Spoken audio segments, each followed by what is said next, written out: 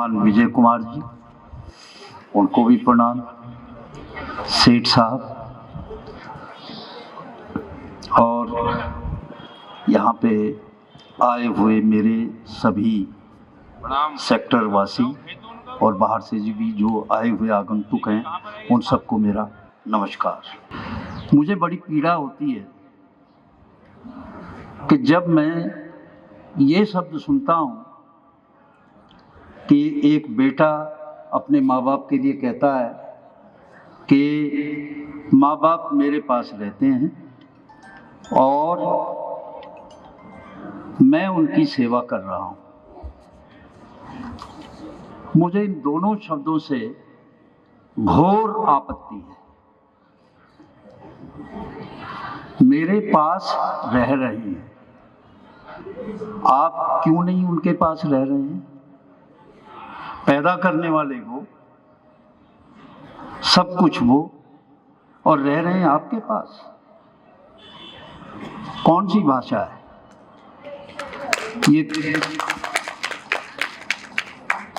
घमंड दिखाता है। ये दिखाता है कि आप बड़े दानवीर हैं साहब, बड़ा दान कर रहे हैं। अगर आपके पास रह रहे हैं, आप उनके पास क्यों नहीं रह रहे? चीज नोटिस में आती है तो जब लगता है कि नहीं कोई खास बात नहीं, पर ये बड़ी खास है। ये उसके जो पीछे की सोच है उसको दर्शाता है। भारत माता की, भारत माता की। हमारे विशिष्ट अतिथि आदरणीय ज्ञानेंद्र अवाना जी, सेवानिवृत्त पुलिस उपायुक्त,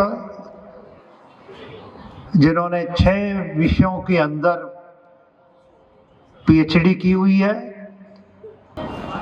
हमारे मुख्य अतिथि आदरणीय विजय कुमार जी, प्रसिद्ध उद्योगपति हैं, एवं मंचासीन सभी महानुभावों को मेरा प्रणाम। ये जो दृश्य हम देख रहे हैं सामने, बड़ा अद्भुत है, नयनाभिराम है। आप सब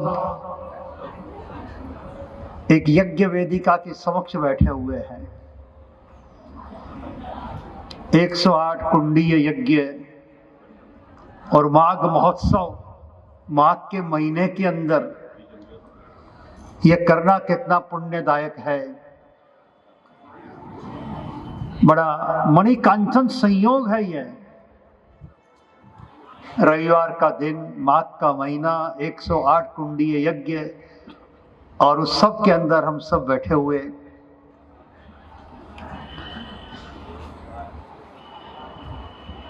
हिंदू सम्मेलन ये राष्ट्रीय स्वयंसेवक संघ की प्रेरणा से आयोजित हुआ है। हमारा इतिहास हमें बताता है कि ज्ञान की पहली किरण इस भूमंडल के ऊपर भारत भूमि के अंदर हुई। यहाँ के ऋषि मुनियों ने जीवन का सत्य क्या है उसका साक्षात्कार किया और संपूर्ण प्राणी मात्र को वो किस प्रकार से आगे बढ़ सके, उस प्रकार की एक रचना और व्यवस्था भारत के अंदर खड़ी की गई। इसलिए भारत को विश्व गुरु कहा गया। एतद्देश प्रसूतस्य सकाशादग्र जन्मनः स्वंसम चरित्रम शिक्षरेण पृथ्व्याम सर्वमानवः। और दुनिया भर के मनुष्यों, भारत में आओ,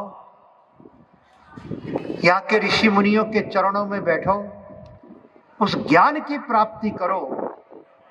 रोटी कपड़ा और मकान वो ज्ञान नहीं, उस ज्ञान की प्राप्ति करो जो आपको पूर्णता की ओर ले जाए।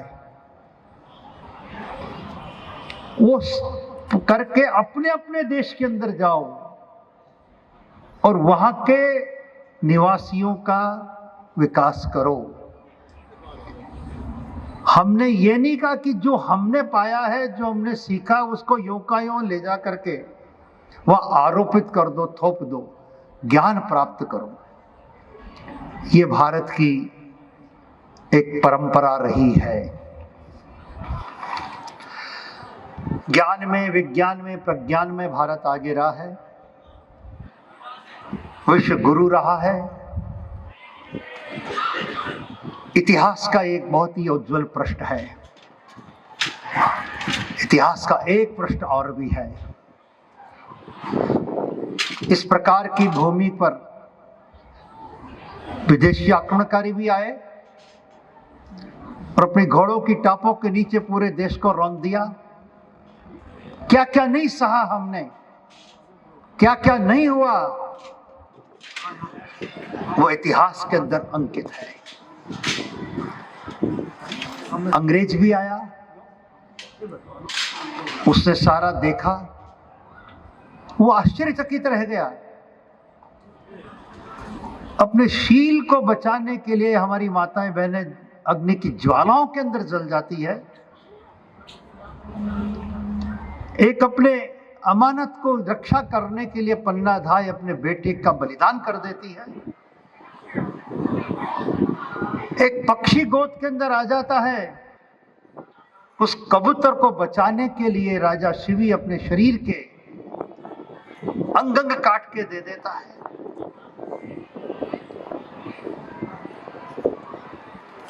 यह एक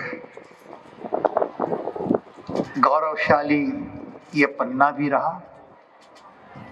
तो अंग्रेजों ने बहुत ही कुशलता से हमारे अपने इस प्राचीन गौरव से हम दूर कैसे हो जाएं, इस प्रकार की सारी योजनाएं की और आत्मविस्मृत होते चले गए। पूज्य स्वामी विवेकानंद ने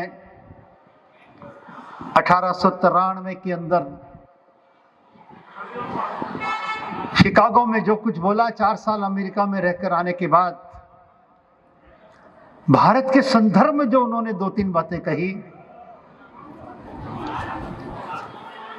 पहली एक बात कही, अपने अपने देवी देवताओं की उपासना अपने घर के अंदर करिए। सामूहिक रूप से हमारा एक ही आराध्य है, ये भारत माता। वो दृष्टा व्यक्ति थे, एक संकेत उन्होंने कर दिया। और जो एक संस्कारों की परंपरा छिन्न विच्छिन्न हो गई थी, टूट गई थी, उसको वापस पुनर्जीवित किया जाए।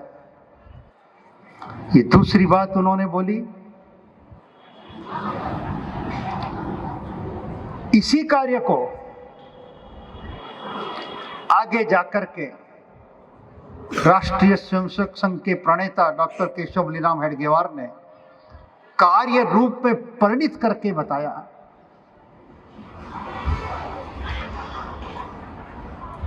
डॉक्टर हेडगेवार जी का जन्म अल्प संतोषी ब्राह्मण कुल के अंदर हुआ। उस समय के अंदर उन्होंने कलकत्ता का, जिसे आज नेशनल मेडिकल कॉलेज कहते हैं, वहां से MBBS की डिग्री ली।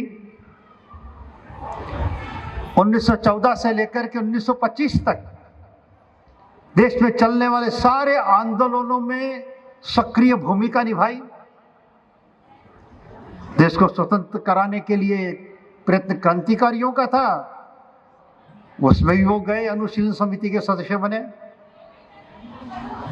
दूसरा एक प्रयत्न, जिसे आज कांग्रेस एक पार्टियों पर इंडियन नेशनल कांग्रेस मूवमेंट था, उसमें उन्होंने भाग लिया। 11 वर्षों के इस सारे कालखंड के अंदर उन्होंने अनुभव किया, इस देश को अगर विश्व गुरु बनाया है तो यहाँ के हिंदू समाज ने, और ये देश अगर पराधीन और परतंत्र हुआ है तो उसका जिम्मेदार भी हिंदू समाज ही है। इसलिए मैं इसको संगठित करूंगा उसको उसकी प्राचीन गौरवशाली परंपरा से जोड़ूंगा। ये विचार लेकर के उन्होंने सबसे परामर्श भी किया। सुभाष बाबू से भी जाकर के मिले जो कलकत्ता के मेयर थे।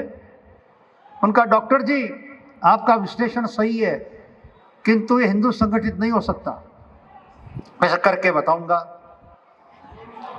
और विजयदशमी 1925 के दिन 27 सितंबर को नागपुर के अंदर इस कार्य का शुभारंभ किया।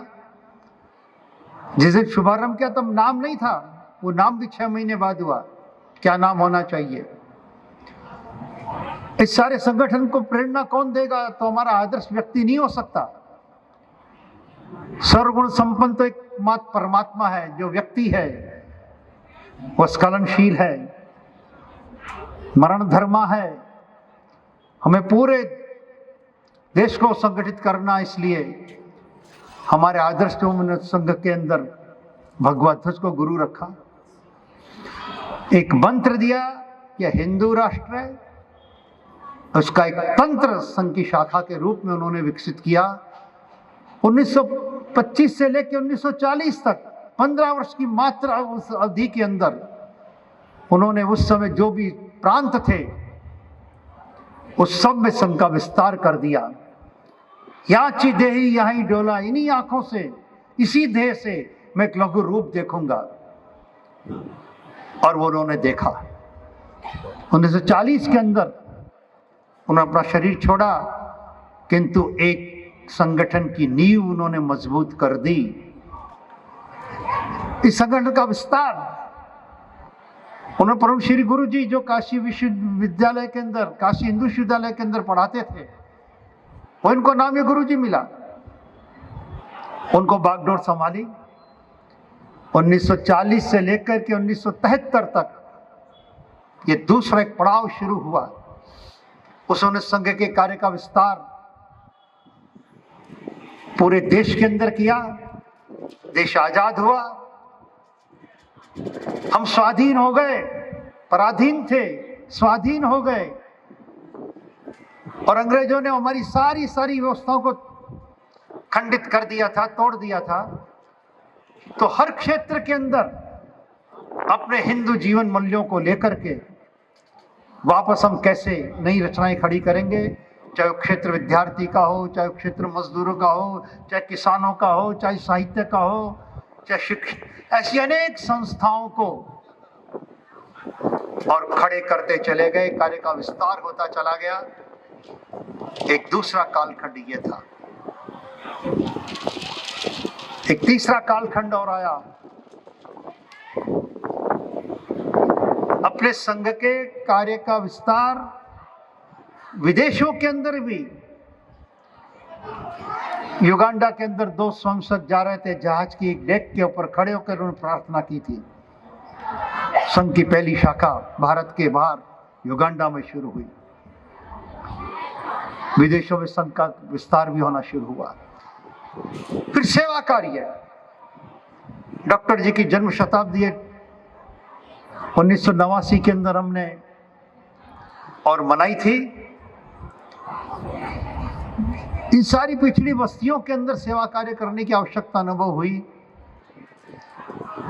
इस प्रकार से संघ के इस 100 वर्षों की इस यात्रा के अंदर जो कहते थे कि हिंदू संगठित नहीं हो सकता, वो संगठित करके दिखाया। स्वाधीन भारत के अंदर भिन्न भिन्न जीवन कर क्षेत्र में ऐसे 36 संगठन आज संघ के स्वयंसेवकों ने खड़े किए। वो स्वयं शासी संगठन है। एक एक क्षेत्र के अंदर जाकर के भारतीय दर्शन, हिंदू जीवन दर्शन, हिंदू पद्धति, इसको लेकर के रचनाएं खड़ी कर रहे हैं। अब संघ ने चौथे चरण की ओर कदम बढ़ाया है और चौथा चरण पंच परिवर्तन का नाम दिया है, जिसकी आज बहुत बड़ी आवश्यकता है। पहली आवश्यकता है सामाजिक समरसता की। हिंदू समाज के अंदर एक मत है, पंथ है, संप्रदाय हैं, जातियां हैं, आदिकाल से चली आ रही है। उन सब के अंदर प्रेम, स्नेह, आत्मीयता, इसमें कमी आई है। उसको दूर करना आवश्यक है। इसलिए सामाजिक समरसता की दृष्टि से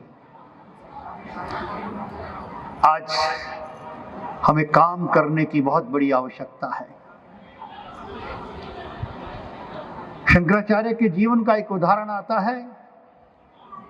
वो स्नान करके जब निकले, एक चांडाल वेशधारी व्यक्ति को सामने देखकर, दूर हट। मतलब किसे दूर हटने की कह रहे हो? इस शरीर को या इस आत्मा को? जिन तत्वों से तुम्हारा शरीर बना है, उन्हीं तत्वों से मेरा बना है। और आत्मा, जो आत्मा तुम्हारे अंदर, वो आत्मा मेरे अंदर है। वो चरणों में गिर पड़े, देखा तो सामने भगवान शंकर खड़े थे।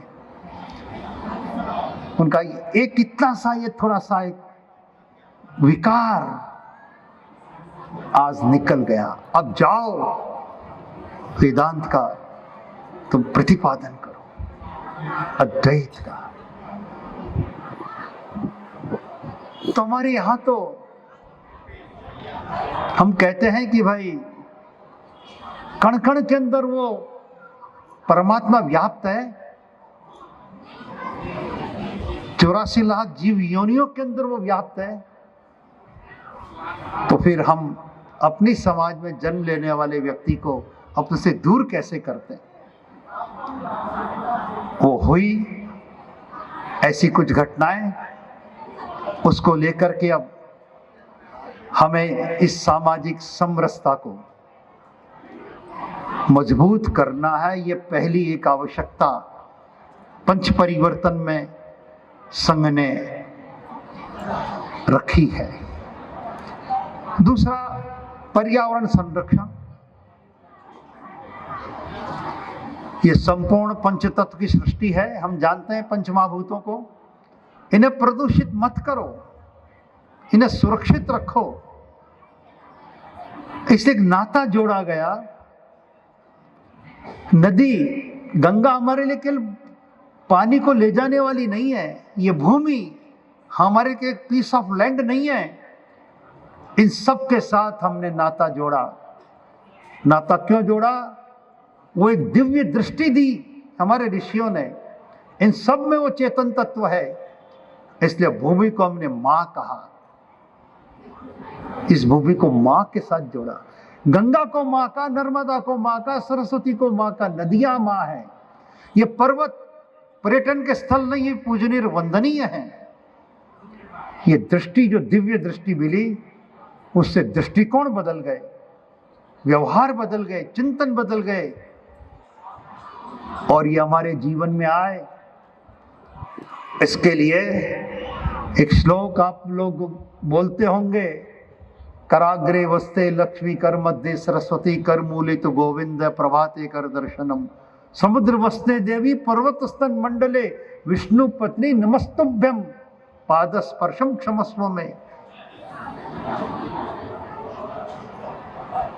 ऐसे हमारे जीवन के अंदर संस्कार आए, हमारे व्यवहार में आए।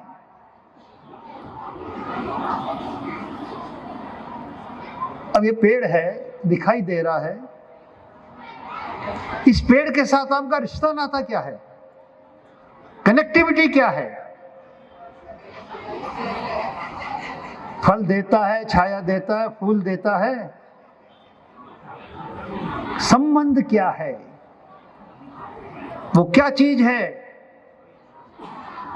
जो हमको नहीं मिली 2 सेकंड भी हम गड़बड़ा जाएंगे? ऑक्सीजन। कौन देता ऑक्सीजन? ये पेड़ देते हैं। माता पिता, भाई बहन, रिश्ते नाते सब दिखाई देते हैं।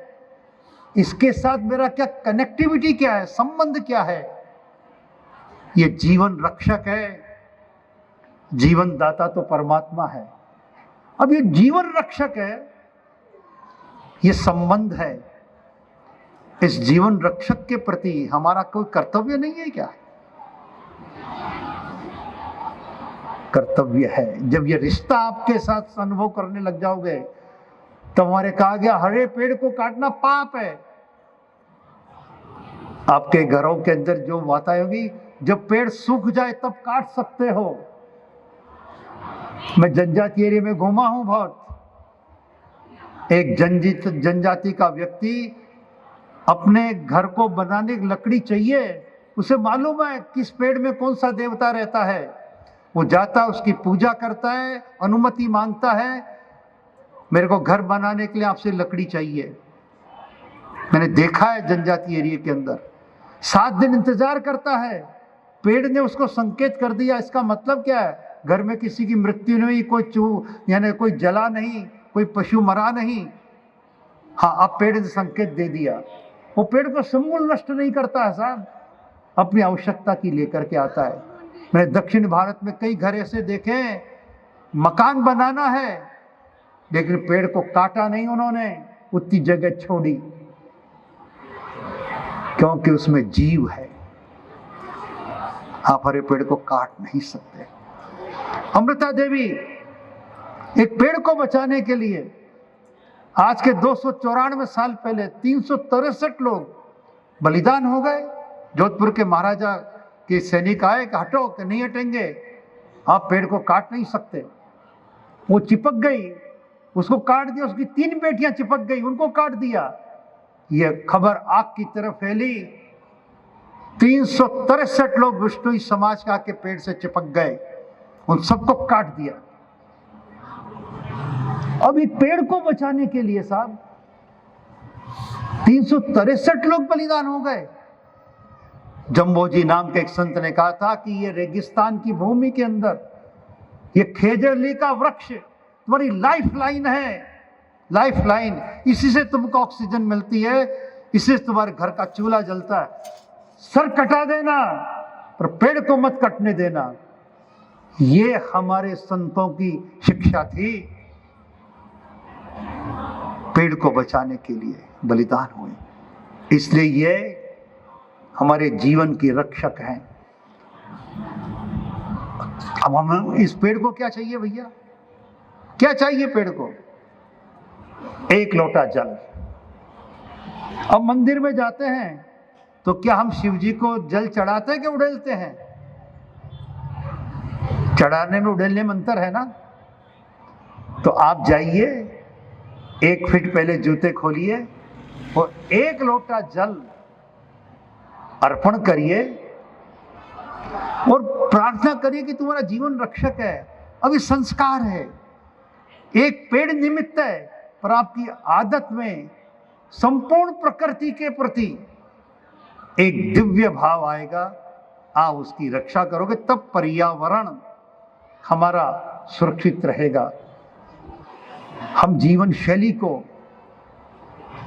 और बदले थोड़ा। आज की सारी एसी वेसी सबका बहुत उपयोग करते हैं, तो क्या हम रात्रि को 2 घंटे कुछ उसका वॉल्यूम कम नहीं कर सकते? 28-29 पे नहीं चला सकते? क्या सप्ताह के एक दिन थोड़े उधर हम साइकिल से अन्य चीजों से नहीं जा सकते?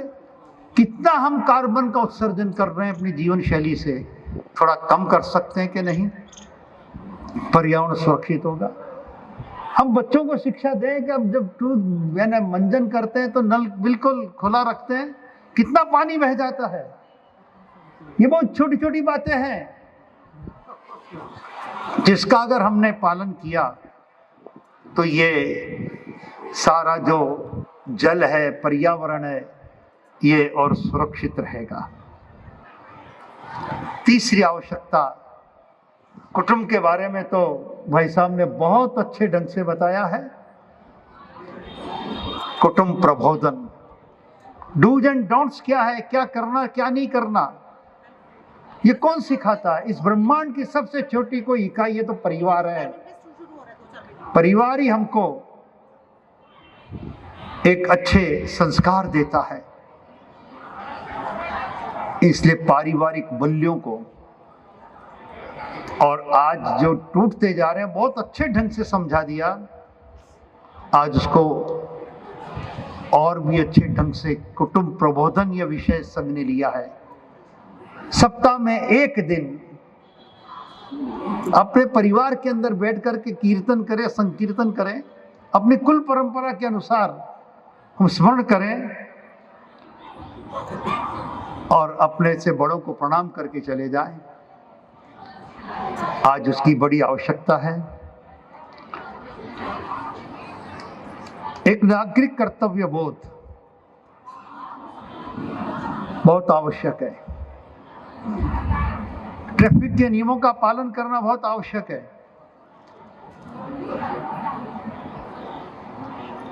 आज हम अपना देश स्वतंत्र है, संविधान लागू है, राष्ट्र ध्वज है, राष्ट्रगीत है, राष्ट्रगान है। इन सबके प्रति हमारे अंतःकरण के अंदर श्रद्धा निष्ठा चाहिए, आदर प्रकट करना चाहिए। ये जो एक नागरिक शिष्टाचार की और कर्तव्य बोध की जो बातें हैं, आज सबने उस विषय को भी लिया है। और स्व आधारित जीवन शैली, अपने स्वयं को बचाने के लिए हमारे कितने लोग बलिदान हुए हैं। भारत समृद्ध था, सोने की चिड़िया था, तो decentralised village based self sufficient economy ये भारत की समृद्धि का आधार था। तो आज हम अपने घर में बैठ करके जरा लिस्ट बना लें कि जो जो हमारी उपयोग की चीजें हैं, स्वदेशी कंपनी की कितनी है, विदेशी कंपनियों की कितनी है, वो चेक लिस्ट बना करके, और हम उसमें से जो लाइफ सेविंग ड्रग्स हैं वो अलाउड हैं। उसके बाद अगर हमने इस दिशा में प्रयास किया तो हमारे लिए जो लोकल कारखाने हैं, लोकल उत्पाद वो बढ़ेंगे। भारत वापस विश्व की अभी तीसरी अर्थव्यवस्था में तो आ गया है और बहुत जल्दी हम प्रयत्न करेंगे तो भारत को विश्व की पहली अर्थव्यवस्था तक हम ले जा सकते हैं। और जिन जीवन मूल्यों की बात कही गई, अंत में एक बात मैं कहता हूं, मेरा कथन पूर्ण करता हूं। कोफी अन्नान संयुक्त राष्ट्र संघ के महासचिव थे और उन्होंने एक बहुत बड़ी बात कही थी। हिंदू धर्म को लेकर के बात कही थी कि मैं हिंदू धर्म के न्यायियों से निवेदन करता हूं। उस समय विश्व की 3 अरब जनसंख्या थी। वो विश्व के लोगों को मानवता का पाठ पढ़ाएं। रीजनिंग दिया उन्होंने, क्योंकि आपके पास वो सारे मानवीय सद्गुण हैं। हम विश्व को बाजार नहीं मानते, विश्व को परिवार मानते हैं। ये भारत की दृष्टि है। आज इसी की विश्व को आवश्यकता है और संघ ने ये पंच परिवर्तन के विषय इसीलिए चुने हैं कि हम पूरे विश्व के अंदर भारतीय जीवन मूल्यों को आधार पर और एक सही दिशा की ओर ले जा सकें। आप सब ने इस सारी बात को ध्यान से सुना, इसके लिए मैं आप सबका हृदय से आभार व्यक्त करता हूँ।